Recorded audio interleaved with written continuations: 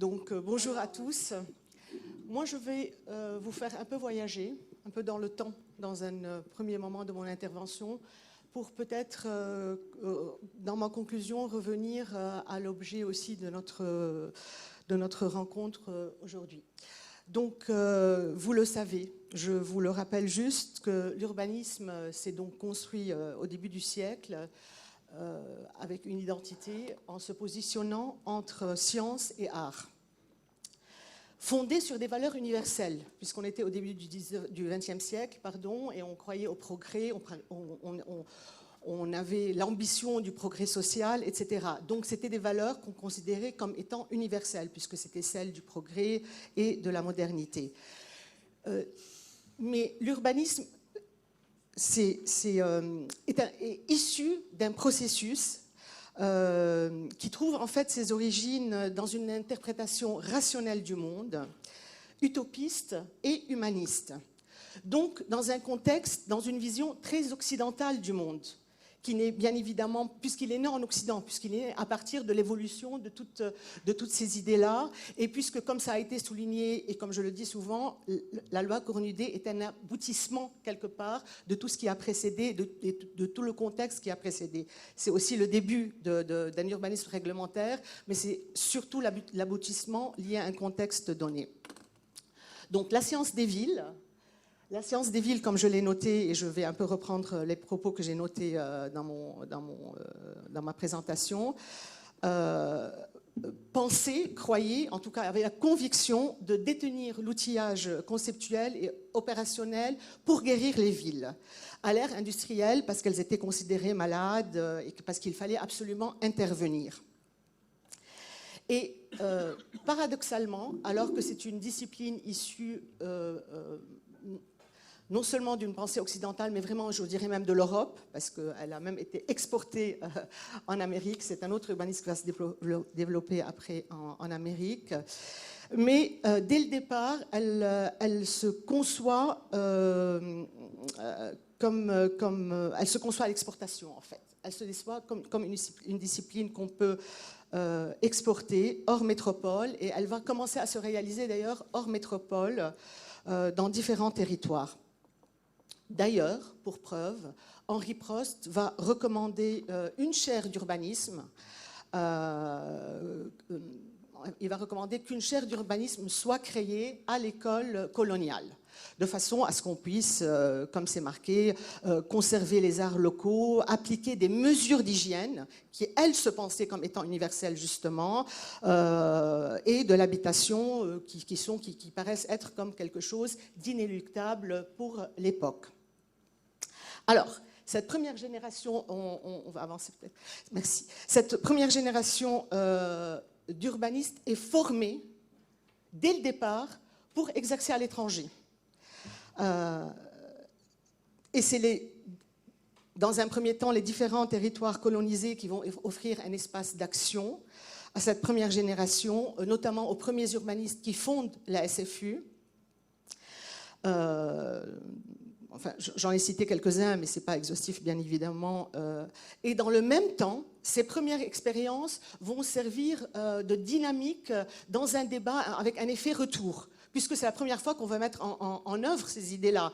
Donc ça va générer en France l'occasion de plusieurs débats, et je reviendrai notamment sur la loi Cornudet. Donc, je ne sais plus à quel diapo je suis, mais ce n'est pas grave. Quand on enseignait cette discipline, dès le départ, il était question, dans l'enquête urbaine, les premiers enseignants diront à leurs premiers étudiants urbanistes « Il faut absolument que vous fassiez attention à la question de la religion et de la race quand vous devez faire l'enquête urbaine. Vous devez absolument faire attention aux grandes résidences orientales qui figurent comme une autre catégorie, comme celle des quartiers artisanaux, de l'artisanat et de l'habitat et artisanat. C'était ça la catégorie qu'il y avait à l'époque dans une quelconque ville française. Il y avait aussi la question de la physionomie et esthétique locale, notamment pittoresque, des éléments d'architecture locale. Et aussi, on enseignait aux étudiants de prendre en compte la question des mœurs et des coutumes particulières aux différentes catégories d'habitants. Donc on voit bien qu'on est déjà dans une discipline qui cherche à s'exporter et que les terrains d'intervention, finalement, puisque dans l'enquête urbaine, ces paramètres-là vont être pris en compte, donc il est quelque part évident que ça ne va pas altérer la démarche qui est, elle, bien rodée, quel que soit le terrain d'intervention. La méthode est rodée, on sait comment on fait les PAEE, et donc il y a un aspect formel, ce qui explique qu'on va avoir à la fois la naissance de projets semblables, un peu partout dans plusieurs villes du monde d'ailleurs, et à chaque fois avec une approche différente, tout en étant semblable. Ça paraît un peu paradoxal, mais en fait, la ville est appréhendée comme une sorte de contenant. Et on va, à travers l'enquête urbaine, comprendre de quoi elle est faite dans différentes situations culturelles, ici et ailleurs, et on va y appliquer les grandes théories hygiénistes.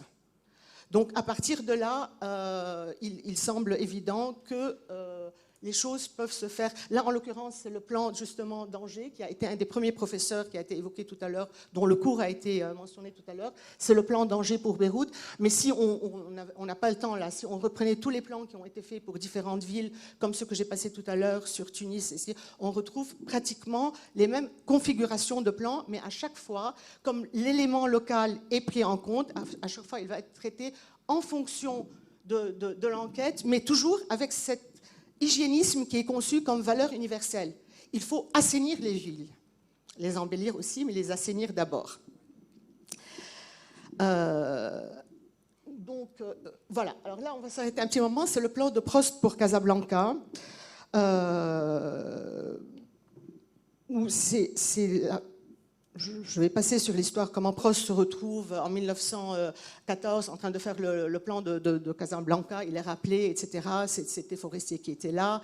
Mais il n'empêche que j'attire votre attention sur le fait que ce plan est donc fait en 1914 et d'autres plans aussi pour des villes marocaines, alors que la loi Cornudet est votée en 1919. Donc, quand le plan est exposé dans les universités pour faire valoir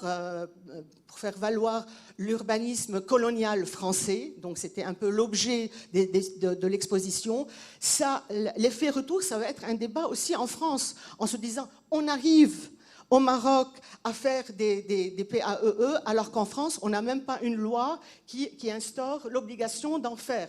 Donc, vous voyez qu'il y a une dynamique et un effet retour évident. Donc c'était un urbanisme qui se concevait dans la continuité, tout en s'adaptant à la ville, et qui, dans les territoires étrangers, introduisait quand même des canons esthétiques qui étaient, et des concepts qui étaient étrangers finalement à l'histoire culturelle des villes dans lesquelles il s'appliquait. On va avancer peut-être. Alors, j'ai parlé d'abord de l'espace colonial parce que c'est le plus évident, mais il n'empêche que ça ne s'arrêtait absolument pas au territoire colonisé par la France. Ces premiers urbanistes vont s'exporter, voire très loin, puisqu'ils vont pratiquer au Brésil, le plan de Rio, ils vont pratiquer à Caracas. Prost va faire les deux plans principaux des villes de Turquie, qui n'est plus l'Empire ottoman, mais qui est la nouvelle République de Turquie. Donc il va faire Ankara et Istanbul. Et il y avait déjà cette appétence des villes d'acquérir un savoir-faire français. Pourquoi d'acquérir un savoir-faire français? Parce que, comme ça a été dit ce matin, je ne sais plus très bien par qui, effectivement, Haussmann avait donné cette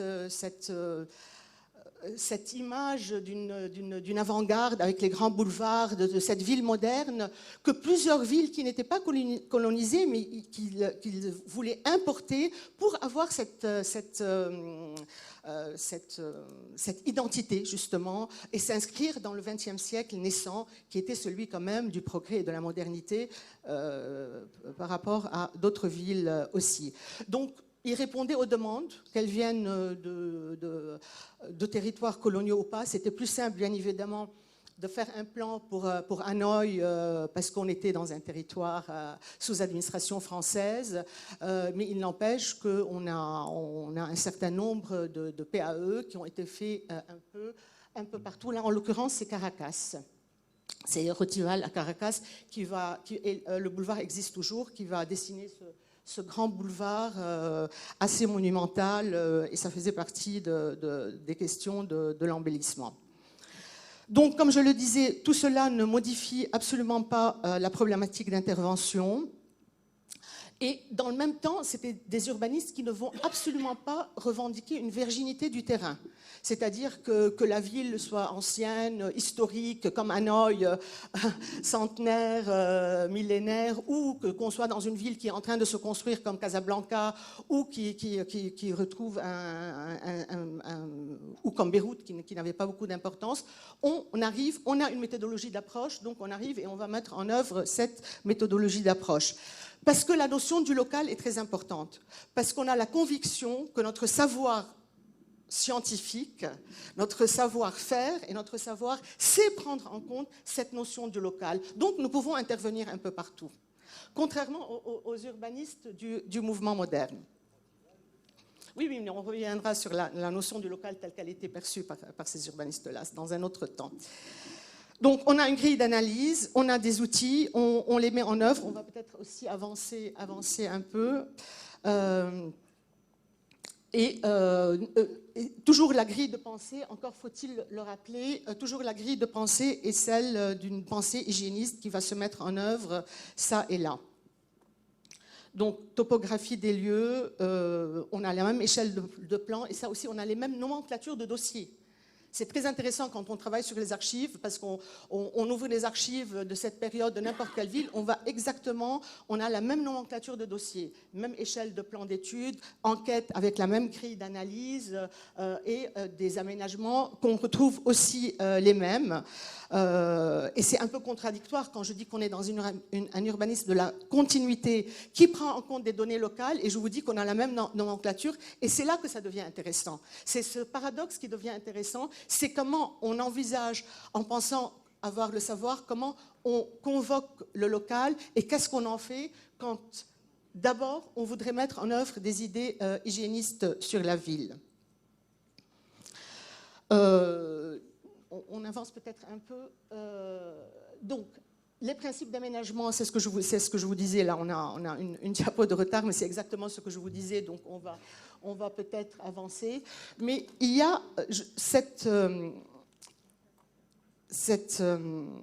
ces nouveaux canaux d'esthétique, justement, parce qu'il ne s'agit pas seulement d'assainir, mais il s'agit aussi d'embellir.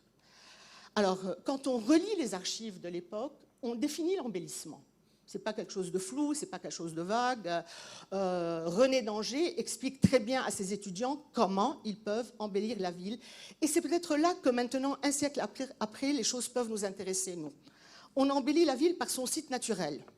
Donc déjà, et c'est le local, c'est là que la notion du local intervient, et c'est là que les archives deviennent intéressantes.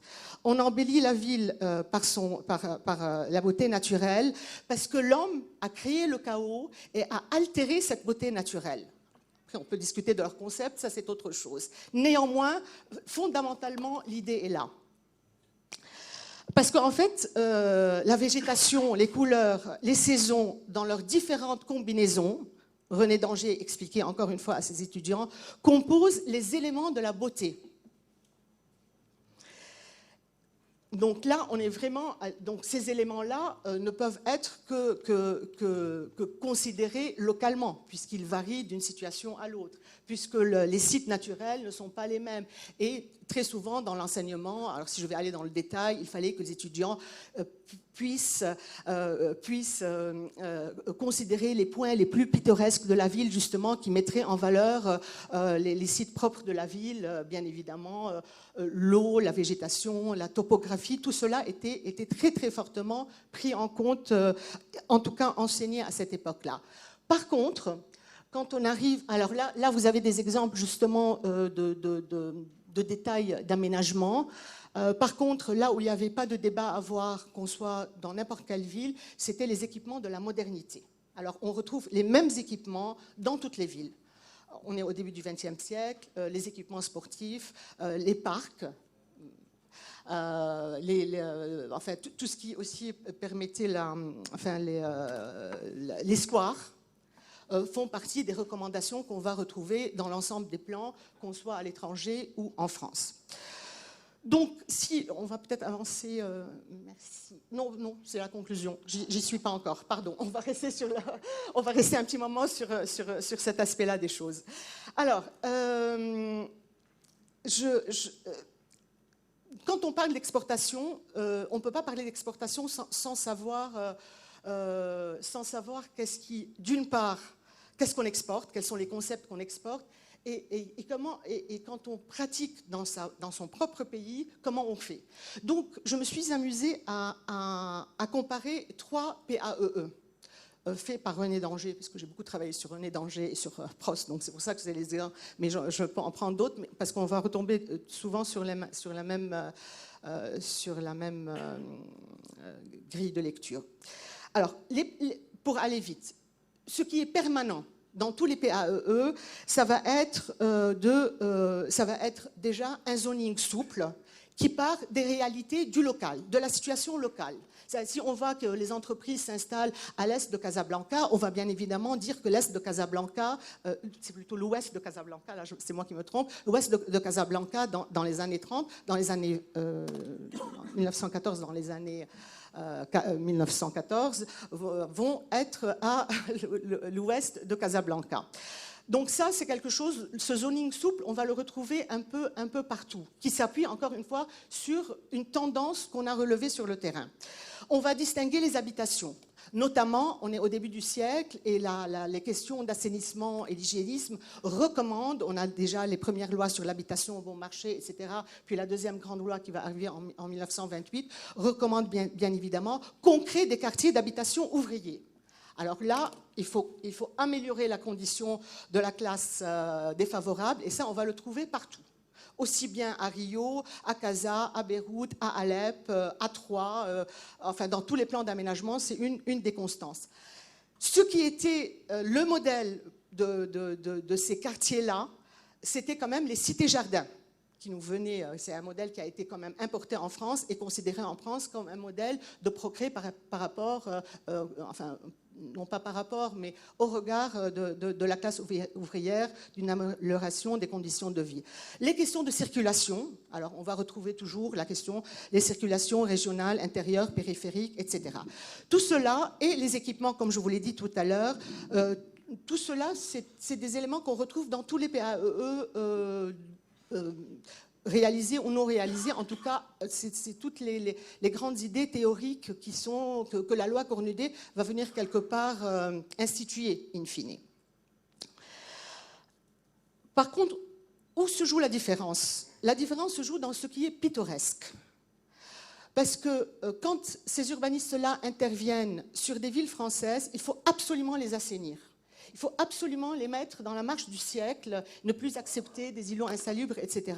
Donc, on ne va considérer comme étant patrimonial que les grands monuments. Mais quand on intervient sur d'autres territoires, la médina est pittoresque. On ne va pas se poser la question de savoir si la médina est, oui ou non, correspond aux valeurs hygiénistes. Ces urbanistes-là ne touchent pas, on ne va pas toucher au souk d'Alep, on ne va pas toucher à la médina de Casablanca, parce que c'est pittoresque, on va construire des quartiers à l'extérieur de la ville, des nouveaux quartiers qui mettent en œuvre toutes ces alors, après, le débat est quel quartier on construit, à travers quelle grille, et là, c'est intéressant comment on convoque le zoning.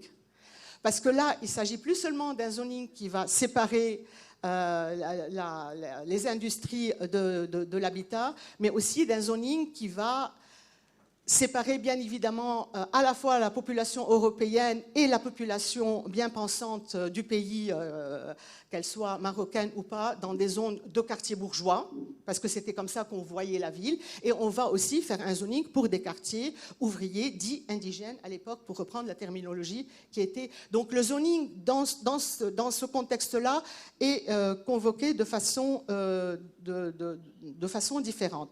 Je voudrais encore, si j'ai 5 minutes, revenir aussi sur un point qui me paraît très important dans la compréhension des problématiques actuelles de certaines villes qui ont connu ce genre de plans, voire des plans après issus du mouvement moderne aussi. Le fait de respecter la Médina, le fait de ne pas la considérer ou de ne pas trop savoir comment faire, pour prendre cet exemple, ça veut dire quoi? Ça veut dire qu'à un moment donné, on va la figer dans un élément pittoresque, de carte postale. C'est là où la ville ne va pas évoluer. C'est là où la ville va rester telle qu'elle est. Cette image-là a très fortement marqué le début du siècle.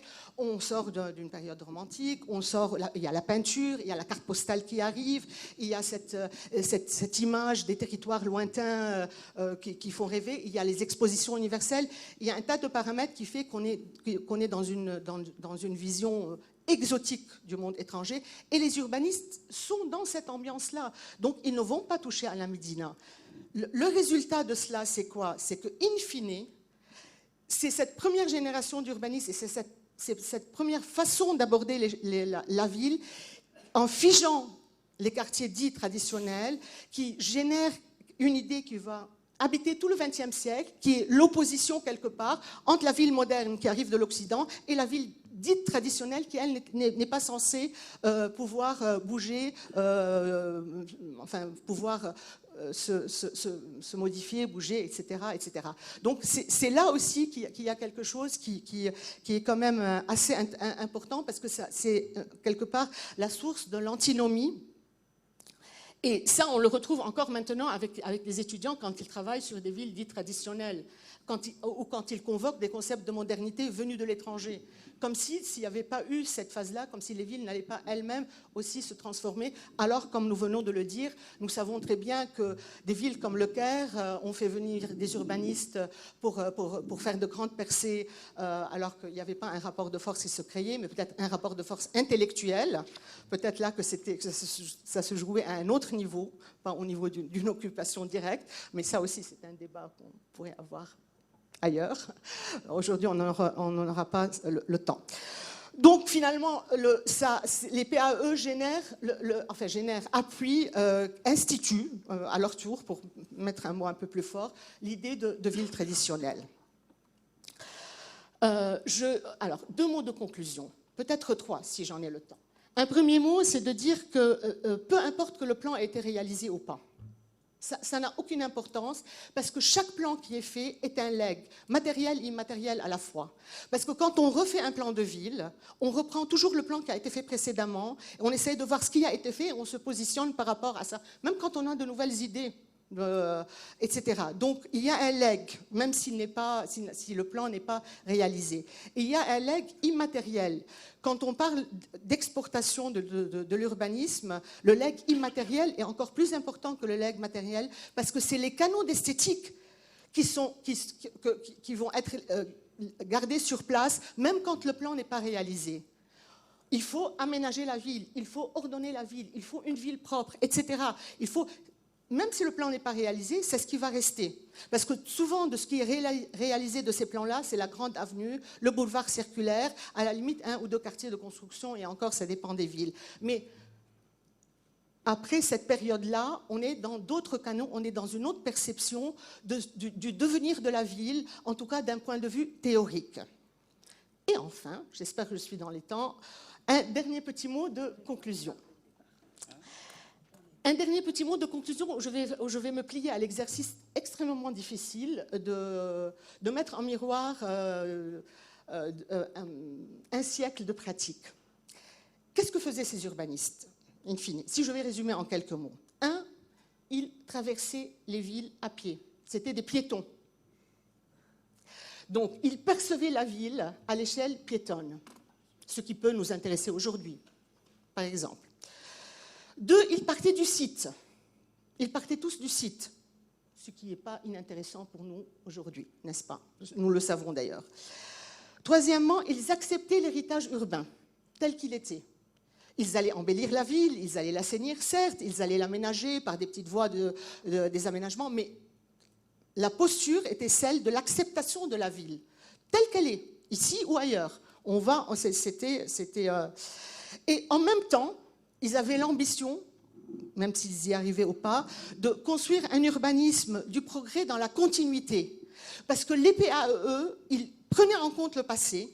Donc on avait quand même ces trois dimensions. Puisqu'on s'appuyait, l'enquête urbaine devait s'appuyer sur l'histoire de la ville. L'instant T, c'était l'instant des propositions, c'était l'instant où on faisait le plan, mais on anticipait le devenir de la ville. Donc on avait aussi ces trois dimensions ces temporalités qui étaient prises aussi en compte dans la fabrication des plans de ville. Donc c'est pour cela qu'on peut dire que c'est un urbanisme du progrès dans la continuité. Du progrès parce que l'hygiénisme portait aussi tout le contexte dans lequel l'hygiénisme a été considéré, c'est quand même un moment de progrès social.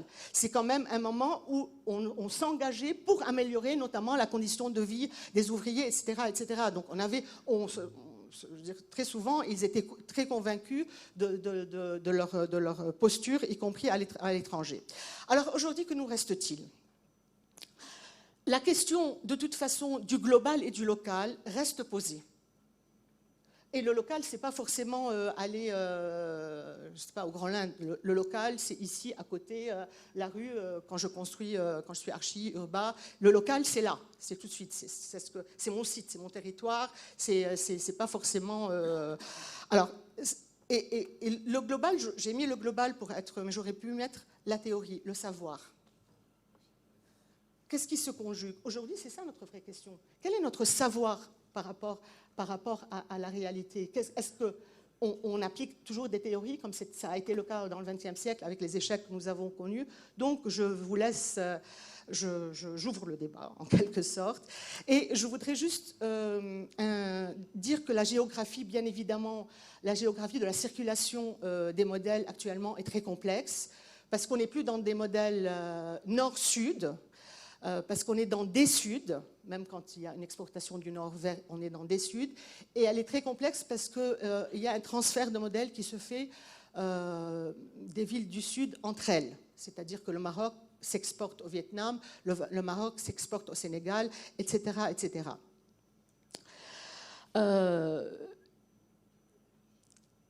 Alors, ce n'était pas une conclusion que j'avais prévue, mais comme je n'ai pas pris la parole, c'est comme si j'avais pris la parole. Donc, je me permets encore 2 minutes parce que je voudrais rebondir sur une question qui a été posée tout à l'heure. La loi Cornudet, le musée social, quand il se construit et quand on a la chance de parcourir ce qui est dit au sujet du musée social, donc qui est la construction en quelque part de la loi Cornudet, de la SFU, etc., puisque c'était le même groupe de personnes qui foisonnaient autour du musée social.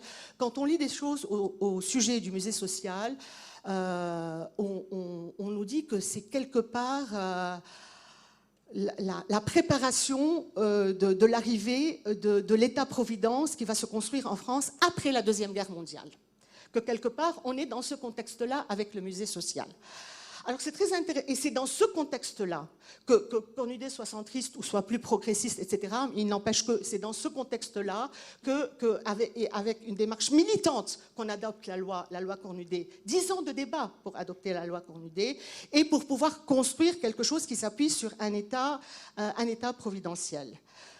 100 ans après, on se pose la question de l'urbanisme, on se pose la question du local, mais on est exactement à l'opposé dans la déconstruction de l'État-providence, d'accord? Donc, c'est des questions qui nous reviennent sur notre champ d'action, justement.